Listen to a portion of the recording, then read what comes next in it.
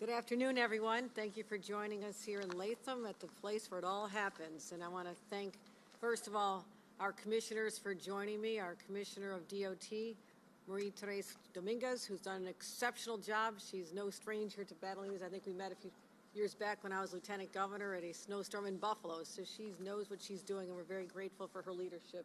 So thank you, Commissioner Dominguez. Also someone who's no stranger to dealing with all kinds of problems, which is why she's in her position today, and that is Commissioner Jackie Bray, the head of Homeland Security and Emergency Services, who, by one of the reasons we brought her on was not just her experience dealing with crises, but also she was the Chief of Staff to the National Weather Service in Washington for many years, so that certainly those skills come to bear right now. So let's talk about where we are as we anticipate some weather events.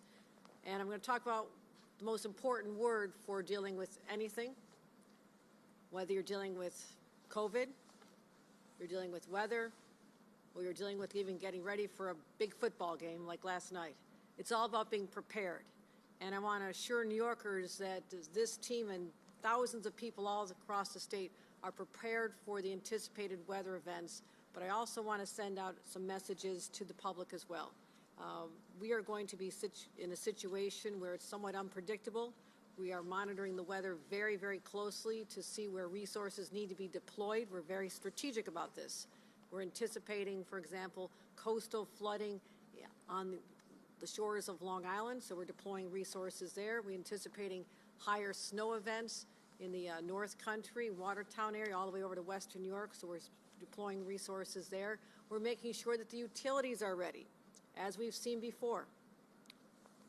Weather events, high wind up to 45 miles an hour, combined with snow and ice, can lead to power lines going down and literally paralyzing communities and homes where people lose power at a time when the temperatures are plummeting. That is a crisis situation for families, especially for moms and dads with little kids. I'm saying right now, prepare for the worst, have enough food, have enough batteries in your flashlights, be prepared for what could be happening this event or other snow events as we're still in the early months of winter. But that's in your own home. What we're talking about and encouraging people to do, if you have any travel to do for this holiday weekend, please do it today, the earlier hours before this all starts up this evening, because overnight it's going to be very unpredictable. And with the darkness and ice on the roads and high winds, this could be a very dangerous situation. And we only have to look back at the images of what happened in Virginia not that long ago when people found themselves without food and water and their phones still charged for literally 20, 30 hours on the road stranded. And we saw that. We know that can't happen in New York because New Yorkers are prepared. So if you have to travel overnight during the storm, we really hope you don't. Please stay home. But if your work requires you to be out or you have to be somewhere, make sure that you are fortified even in your own vehicle with food and water and whatever else you may need, including blankets and extra clothing. So this is about being prepared. I do want to say that, and I'll turn quickly to how we're handling the pandemic right now. What I see in my forecast is the COVID forecast is improving, looking better. The COVID clouds are parting, but the weather forecast is deteriorating. So that's the situation we have. And I want to talk about very briefly our COVID numbers, and we have seen a major decline in what we're experiencing here. I watch these numbers like a hawk. I know how many people are vaccinated. I know how many people are getting tests, and we had a significant number of people getting tests yesterday. We had over, almost 400,000 people tested, and with that, we have a positivity rate of about 13% statewide. That is a dramatic improvement over our statewide average just a couple weeks ago of 23%. So what a decline we've seen. But I encourage everyone, it depends on your own state, your own circumstances. Upstate is still lagging behind what we saw in New York City. New York City numbers are going down, hospitalizations are going down. But right here in Albany, the numbers are still high. In upstate New York, they're still high. So the lagging indicator will be the hospitalizations and sadly more people dying in a couple of days, weeks.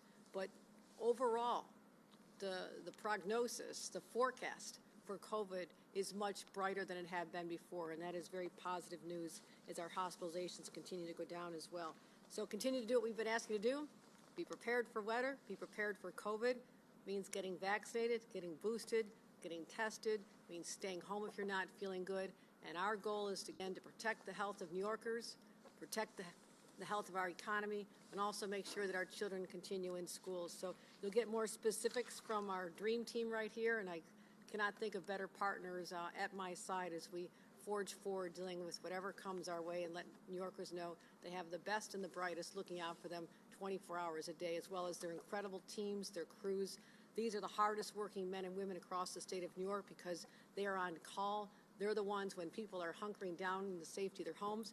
They're out on the roads. It is dangerous for them as well, and they always show up. And I want to thank the men and women of the DOT, the Department of Homeland Security and Emergency Services, and the countless others, the Thruway Authority teams, our MTA workers, everybody who shows up when we need them the most. And as the leader of the state, I'm grateful for their public service, as all New Yorkers should be. So let me open up to Commissioner Jackie Brave and give a little more insight into the weather, the forecast, and what we're anticipating over the next 24 hours. Commissioner Brave.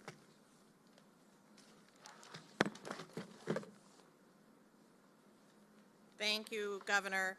As the Governor said, we're expecting snow to begin from south to north around 7 p.m. tonight.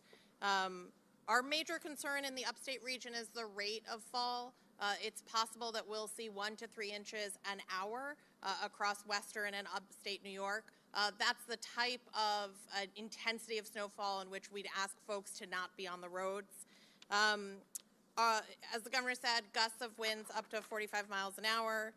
In terms of total accumulation, we're expecting a foot to about 18 inches across western New York, the Finger Lakes and North Country, about 8 to 12 inches across central New York on the southern tier, 6 to 8 inches across the Mohawk Valley, 2 to 6 in the capital region, and then less than an inch in New York City. For New York City and Long Island, this will largely be a rain event.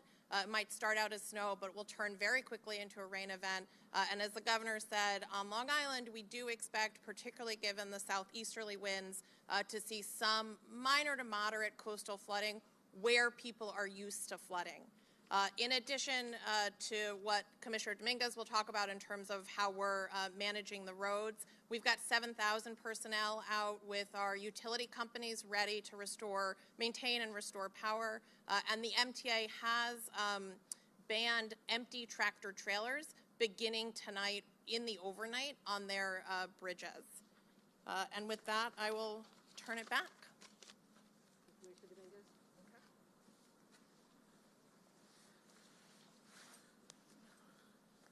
Good morning, Governor. So the Department of Transportation has been closely monitoring the situation with regard to this snow and ice event across the state, and we're prepared to respond with more than 3,400 operators and supervisors statewide. And we're really here to help our fellow New Yorkers make sure that we get through this storm together safely. Across the state, all of the affected locations are going to remain staffed by our personnel 24/7. We're going to have operations running around the clock for this event, whether that's making sure that our equipment is prepared, our mechanics are in place, working around the clock to make sure that the equipment is there, ready, and operating across the state. Our DOT staff is also equipped to deal with any kind of weather that comes our way.